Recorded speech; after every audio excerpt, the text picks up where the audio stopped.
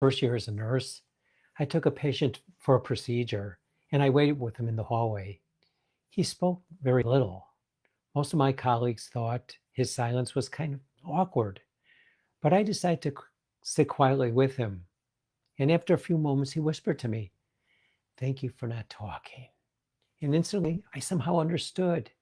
That moment taught me that communication isn't only about words, it's about space. The space between the words, the pauses allow others to be heard, and the intention that says that you matter. If you listen carefully, you can learn from the most subtle, the most overwhelming thoughts and sensations. Neuroscience confirms this. Research from Harvard Psychology Department found that active listening activates neural pathways in both the speaker and the listener. In other words, when you truly listen, both brains begin to synchronize. You just don't hear someone, you connect with them in the physiological level. Talking gets your message out, but listening brings somebody else's world in. Together, you create understanding, the bridge between self expression and empathy.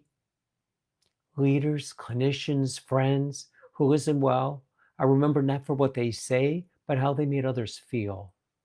So the next time you're in a conversation and resist the urge to reply too quickly, let silence do its quiet work.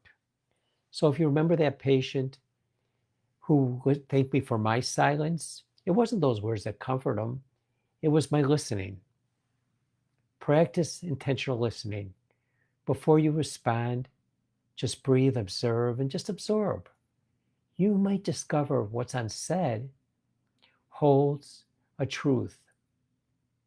When was the last time you listened and not just to the words, but the silence behind them? Remember, active listening, empathy in action, communication matters, mindful presence for you to be a success.